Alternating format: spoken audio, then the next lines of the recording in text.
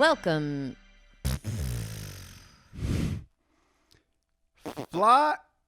Fly me to the moon. Let me be flown up to the moon in a space shuttle. Moshe, that's how talented Moshe thinks Frank Sinatra is.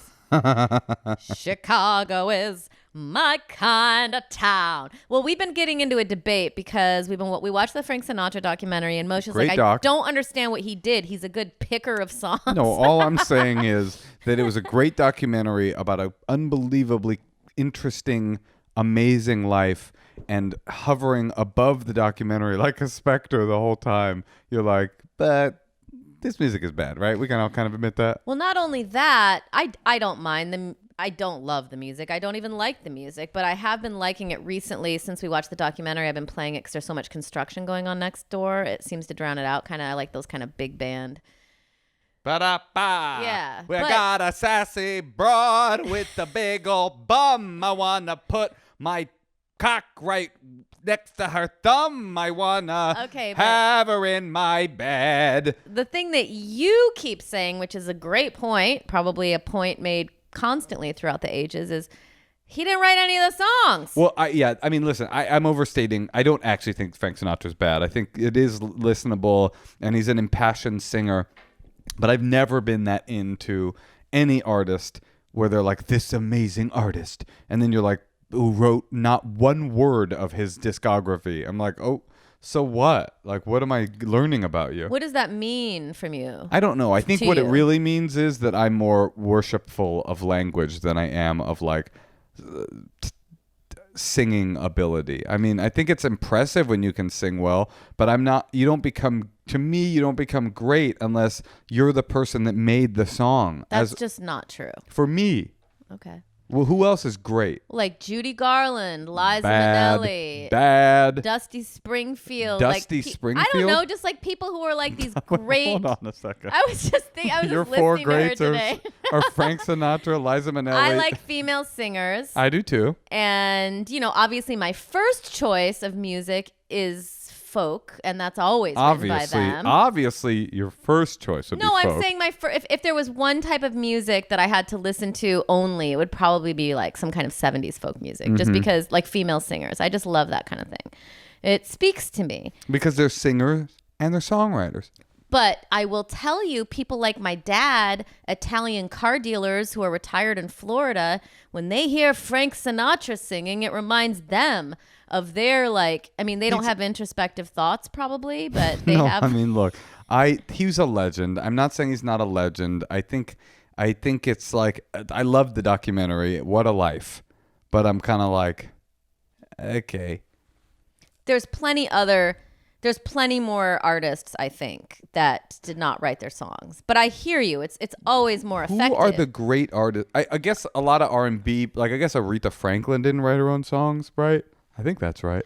Well, a lot of country music stars, I guess, didn't. Or no, I think I don't know. The thing that I know just from really liking art, like let's just say Judy Garland, because I mentioned her, and sure. I've always found her captivating. I don't think that you would find that or agree. I do not. I mean, I love her one song, Somewhere Over the Rainbow. I do love that one. Where she's all, remember she was all somewhere over the rainbow. All I'm saying is they put so much of themselves into the song and into the emotion, and they're just like raw emotion living in the moment of you're this right. song. You're right. And they're connecting with people in this electric way. You're right. Aretha and I Franklin, think that there's something to that. Aretha Franklin, Adele, these maybe Dusty Springfield wrote her own songs. I just remember looking up recently because I was listening to some songs. I was like, oh, did she write anything? Jennifer Holiday. I get what you're saying. Like Jennifer Holiday is a great example. There are these people whose voices are so unbelievable that you're like, okay, your voice is an instrument and you're like virtuosic, almost operatic. And there's also Frank Sinatra, who had a voice that was a singing voice. Right. He had a pretty good voice. I think everyone should press pause, go on YouTube, type in Jennifer Holiday, and I'm telling you. Oh, that is quite a performance. Watch it, tell me if it was important that she wrote the words to that. No, that is fair. Jennifer Holliday, I think at the Tonys singing "And I Am Telling You" is pretty unbelievable. The only vocal performance that's close to that is, now press pause again. Go to YouTube and look up R. Kelly on. Wait, hold on, I'm getting a message from our producer. Oh, okay, don't do that. Actually, don't do that at all. But no, I take it back. I think Frank Sinatra's an important artist. I think he's significant. I think he did have a really nice and unique and special voice, and he definitely made a lot of very special music. It's not a genius that you respect, the marketing picking genius, because like obviously a very savvy, very in touch with the zeitgeist person. His last song he ever recorded when he was like, had already retired, was dying or sick. And then he's like, maybe I should do New York, New York. And it was like, became like the anthem. By the way, let me just stop you. Great. Spot on, Frank. Well, that was Frank. I have goosebumps. But I mean, that takes a certain amount of genius too, to just be like, to hear that song, even though we heard Liza Minnelli sing it, to hear that song and to be like, that's me, that's what I want to do. And then to sing it. I don't know. It's like he could have picked any dumb song. I hear you. There is something to that. But also, that means you don't respect any Broadway artists, because Broadway artists don't usually write their own songs. No, let me tell you. When it comes to Broadway, first of all, the thing I respect the most, is this relatable? When it comes to Broadway, the thing I respect the most is the play. Always. Language, always. That's just who I am. That's the only thing I'm good at is language. And so that's the only thing I respond to.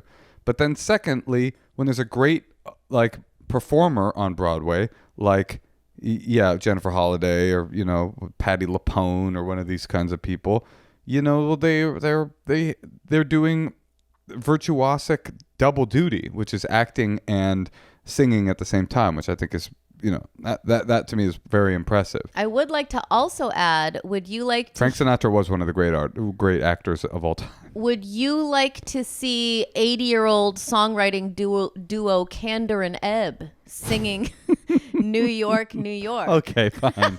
I take it back. Or Look, would you... I mean, that's the thing. When people write songs, so often they're like... people always say it. It's like it just kind of came out. It came to me. It was channeled. It just like exists now, and I think it exists sometimes for other people to hook into it. I think I know how to say what I'm going to say. People like Frank Sinatra and the people that sung other people's songs that were so talented, they were so amazing and talented and impressive until singer-songwriters came around. That's true. And that people were like, in the 70s. And people were like, wait a minute, you can both write the most unbelievable song on earth and sing it and make it beautiful. Like, to me, that was like a shattering of this idea that there was one category of person that could sing and one category of person that could write. And that's what I respond to. I guess that's what I'm trying to say. You're right. I hear you. That's correct. And I hear you too. And to all of our Italian-American listeners, I do not mean to diss Frankie Baby. I don't. I think he's good. I honestly like some Frank Sinatra. Well, he has a really interesting folk album called Cycles. He does a Joni Mitchell song. He does a country song called Little Green Apples. I highly recommend it. Well, it's a nice new shade of Frank. One of the funny anecdotes from this documentary is they were talking about how much he hated rock and roll, and his son brought him a copy of Yesterday by the Beatles, and he's like, get that shit out of here. Are you fucking kidding me? You fucking Beatles? Fuck you. And then went and smoked a cigar and had whiskey. I mean, everybody needed to loosen up in that era, basically. So thank God for the 60s. Also, the whole Brat Pack mentality to me is very toxic. Rat Pack. Or whatever. Yeah, Rat Pack. Very toxic. They even say in the documentary the men only cared about themselves. They called the women broads. And it was just all about Wouldn't you want to be dudes. called a broad by Frank Sinatra or Dean Martin? No, I wouldn't. Listen, I think it's time that we settle our grievances. Yeah? About Frank Sinatra and listen to some secretses. Okay, let's listen. Okay, so this is a secret. I don't know if this is normal or not, like normal teenage shenanigans, but I myself and my friend used to steal a family photo from every party we went to. So we would be 16, 17, 18, and every high school party we would go to, instead of stealing like all the forks or something funny like that we heard of doing, we would steal a family photo and we would just leave the frame or whatever blank. And so for a while we just had kind of a scrapbook of these family photos that just were straight up not ours. One time we got caught. We had to like shamelessly send the photo back in the mail. It was super awkward. But yeah, I don't know if that's normal or not. Thanks, guys. Love your podcast. It's creative. Is it a tradition to steal from house parties when you're a teenager? Is that some Remember prank? I told you I stole jewelry? Well, yeah, everybody steals when they're young. She was talking about it as if it's some sort of like known prank ritual that when you go to a house party, you'll steal something It makes sense. Wait, how do house parties happen? Because that's just like giving me like flash forwards to like when my kid's 15. Is she going to be throwing parties where people are going to steal my shit? That's your takeaway? Kind of, because I'm like, who are these kids? Like, why would a family let their kid have a unchaperoned Do you party? not remember your teenage years? I must not. Well, here's how it works. Mom and dad go out of town, and the kid throws a big party. We're like, hi, darling, we're going to be at the Laugh Spot in Seattle. Exactly. You're finally old enough to stay home alone, right? Grandma's going to come by and watch you, and uncle's going to come by and make sure you're okay, but we think you're old enough. You're 15 now. We're going to go do a weekend at a club. I'm definitely not doing that. Why? Because you're scared to leave her at home? To leave a 16-year-old? Isn't that illegal? No. Is it? I don't know. Are you like a Catholic school marm? Are we never going to let her? What happens at 18 when she's like, I'm leaving? That's the legal age to let a kid go on their own. Until then you don't let them leave your side, and then at 18. No, I don't think you can legally leave them alone in the house. Yeah, you can. Really? Yeah. I don't know. Yeah. Did you never get left home when you were 16? No, I don't think that's normal, Moshe. What? To be left alone overnight? Did you sleep over at friends' houses ever? Yeah, and their parents were always there. I think you had a very liberal childhood. Don't you talk about my mother like that. Do you insulting me? You call my mom a whore? Can I ask our podcast producer really quick? Why don't you ask our podcast listeners? Laura, were you left alone overnight when you were 16? No, that's not normal, Moshe. I just don't agree with you. Okay. I just don't agree. It's like a classic trope. How did it become a trope? Because parents are How did it become a trope? Bad parents. So every movie about a big blowout party is also the subtext of that movie, of that high school movie, is that the parents are actually delinquent parents. Rich assholes, yeah. I don't think this is true. All right, well. Part of your job as a parent is to slowly train your kid to become an adult. And part of their job as a kid is to abuse that trust and have a house party, but to find their true love at that house party, even though the house gets destroyed. All right, well, let's hear another secret. Well, I'm going to keep some secrets. Ask some friends. How about I ask our podcast listeners? All right. Write us. They're like Tell 18. Us. Well, then they're the perfect people to answer it. Hey, listeners, 2 years ago, did you ever stay home over the weekend without your parents there? We'll find out. I'm trying to leave town, dude. You don't want to leave town for 18 years? I'm out. I'll go by myself. You need like a father class. Oh, yeah, you're right. Yeah. They're like, lesson 1, never let your kid out of your sight for 17 years, 364 days. On the 365th day, they can finally sleep over at a friend's house for the first time. Is that your impression of me with like buck teeth? Yep. All right, let's hear another secret. Here's the bad news, honey. Yeah. You have buck teeth. No, I actually used to. Did you really? Yeah, I had braces for 3 years. You had buck teeth? Yes. Buck teeth. I mean, they weren't like, oh, but like, they weren't good. I want to see you with buck teeth. I'll send you a picture. You don't see You'll a picture. send me a picture? I'll text it to you. I live with you. You didn't see a picture of me in a night brace? I used to wear a night brace every night. So our kid can't spend the night at home alone, but you can't show me a picture next to me? Honey, I will show you a picture. I want to see them buck teeth. Okay. I think that is so hot. Yeah, them bucks. Okay, can we please change the subject? Let's hear another whatever. It's a secret. Hello, my angels. I'm currently right in this moment going through something. Oh, this is what rock bottom feels like. Last night or this morning, I swallowed one of the crowns to my little chompers, my little tooth crown, and it might have been in the one bite of croissant I had today or last night because I was a little bit drunk. But I just realized it's gone, and I have like exposed nerve, and crowns are really expensive. Actually had this done in Mexico, which is probably why it's missing. And I just went and dug through my own poo to try and find it with the intention of boiling it and putting it back in my mouth. So that's my day. Oh, and I didn't find it. So now I'm going to have to go throw out my croissant and dig through that, hoping that it was just my little bite of croissant I had this morning that I'd attached to, and I swallowed it without knowing. And I'm never going to tell anyone else that, so you're welcome. Bye. That was pretty cool. Okay, let me tell you a little secret about me. I have a dentist. Mm-hmm. His building says Dentista. He's in a strip mall. Mm-hmm. He is very inexpensive.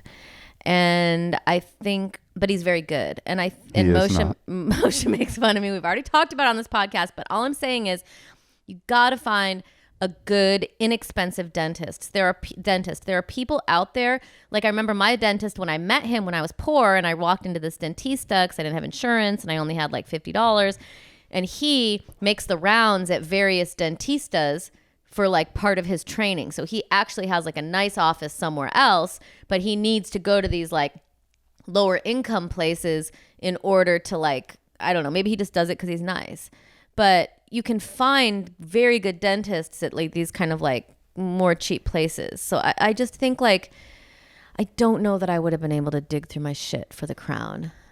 What I was impressed with was I don't think we've ever had a secret that was being left during the secret. That was so cool. She was she had just searched through her shit and was about to make herself puke and search through that. And she called us in the middle. I mean, she called us angels. I think she's an angel. But you know what? Like, I don't think that's something like Moshe. Let me ask you this. If I told you that happened to me, what would you think? If you told me that you dug through your shit, mm-hmm. I'll tell you exactly what I would think. Why are you telling me? Right. Like, I'm just saying, like, why not call a podcast? I just think, like, when you do things like that, it might be the kind of thing where, like, you're so ashamed of it that maybe you just don't do that. I disagree. I think it was pragmatic and smart. I think she did the right thing. It wouldn't grow. The puke thing would gross. I have a problem with puke. But I think you got to do what you got to do. How much can a crown cost, though? It sounds like it was expensive. No, I mean, she went to Mexico for it. Maybe she had like something more complicated than. Because here's the thing. Even if she digs through her shit, boils it, pops it back on the tooth, it's still going to come out again. Can I ask you a question? Yeah. Is this what that show you've been watching, The Crown, is about? Because I've never seen the show, but is this it basically? Also, it sounds like maybe it was like a gold thing. Like, aren't you supposed to get like white cavities? Like, don't they do white now? Crowns, yeah, but is that don't know still what a color thing? it was. Oh, I don't know what a crown is. No, I mean, I think a crown is like a gold piece that they put over No, is it? your tooth in like the 80s. No, and then no, they no. figured out how to fill cavities with white. No, it's not a cavity fill. I think it's like a top. It's a top, but why would you need that? I don't know. I'm no dentista. Well, I'm just saying, if you pop it back on your tooth, it's probably going to come back off again. Right. But also, it kind of seemed like she enjoyed it. And maybe you just like to get kind of down and dirty. And it's funny, you know? It's be you.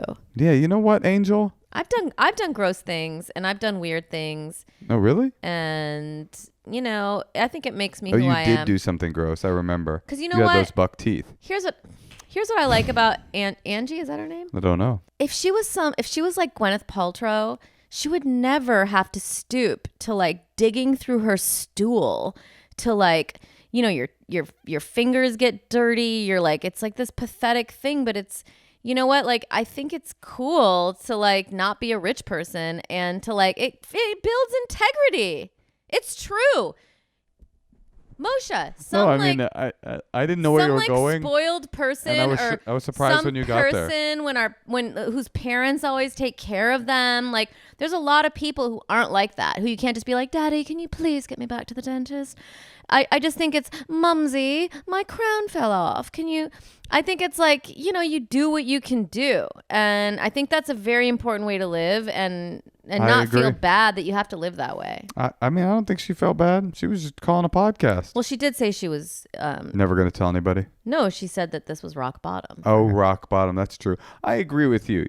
I agree. I grew up super poor. You grew up super poor. And I would not trade it for having grown up with wealth and privilege, because you learn what the world's like. All these fucking rich kids. This LA is like home of the rich. I mean, there's a lot of poor people here too, but it's like the home of the like entitled rich kid who's never doesn't have any context for the world. Ugh, I just think that's a bad way to be. Anyway, listen, should we play another secret or should we just go to bed? No, let's play one more. Okay, fine. Don't scream at me. We can't leave with someone digging through their shit to put a thing back in their tooth. And our last secret of the week. Hey, Natasha and Moshe. My secret is that I think it would be really cool to wear makeup, even though I'm a guy and I'm not into girly stuff at all. I think it'd be really cool to like switch up my look all the time. And like, yeah. All right. Bye. Oh, please do it. I agree. Just do it. And also, I think eyeliner, here's where you start with like a real like light, look at a tutorial and figure out how people do. You probably don't even know this, Moshe. You pull your eye down and you like, I don't know what it's called exactly, but you just put a little bit of liner like inside the crease of your eye. It's not on your skin. It's like inside the eye. And that looks really cool. It makes your eyes pop. And I think maybe start with something like that. You could even do like a color if you wanted to, but I always go with a brown or a black. And just like see how it feels. And if people are like, oh, you're wearing makeup, you can be like, yeah, I put on some eyeliner today. What do you think? Or you can say no if you want, but I do not know what you're talking about. And I'll tell you why. All my life, people can't see this because I'm wearing glasses. All my life, people have asked me if I am wearing eyeliner. I look like I'm wearing eyeliner naturally. Lucky you. And when I was young, I was embarrassed about it because people would say I look like a girl. And then when I got old enough to be a man, I became very happy about it because my eyes are good. I agree with you. If you think it looks cool and you're like embarrassed about the idea of trying it, I mean, it's not for me particularly. I'm not really into it. But like if it's something you're into, like why live a life where something makes you curious and you don't try it? Life is so short and it's so fleeting. You only have one shot, as Hamilton said, and you just shouldn't not do things. Especially if they're not harmful. You should try everything that you're curious about. You should have fun, grab life. And if you're too scared to do it in public, well, you can start at home. Do what Natasha said. Do a YouTube tutorial and just wear it around the house. Look in the mirror. See, do you look cool? Do you feel good? You know what I mean? It's like, fuck all these people that this whole notion that you should like be conformed. Like that's what so many people on the right are always saying. Like they want this like back to basics. Like, I don't want. But the left will make us all go to Starbucks. Like this whole idea that being a freak is something negative. Like my mom would always tell me that. Why can't you dress like everybody else? Oh my God, kill me. Everybody is on a conveyor belt, and the choices offered you on the conveyor belt is conformity. Like do the widgets of life. You're born, you go to school, you get out of school, you go to college, you get a job, you find a spouse, you get married, you have a kid, you die. Anything you can do to jump off the conveyor belt for a little while and have an experience that's one of a kind, whatever it is, you have to do it because at the end of the whole conveyor belt, you're dead and you don't get to have any more experiences. So don't waste time on fear. Actually, this call just reminded me too. I keep thinking like every time I put like smeared makeup on, I feel like I look good. So I think I should just start going out with like my makeup running. Don't do that, honey. That's totally not cool and you look like a freak. And I just really? Look like everybody else, honey. Anyway, I just think it's like if you go to it with like a playful mentality, I think it could be fun, and also you'll attract people who won't judge you. And you'll attract people who are more interesting. That's the other thing. So true. I mean, not to talk about the culture war, But in the culture war, I'm on the side of the freaks always. I want to be around people that are weird and fucked up and off the path and Who's bizarre. the opposite of Jared Kushner? That's like my type. I love that. Honey, I love that. And more than that, I love you. I love you too.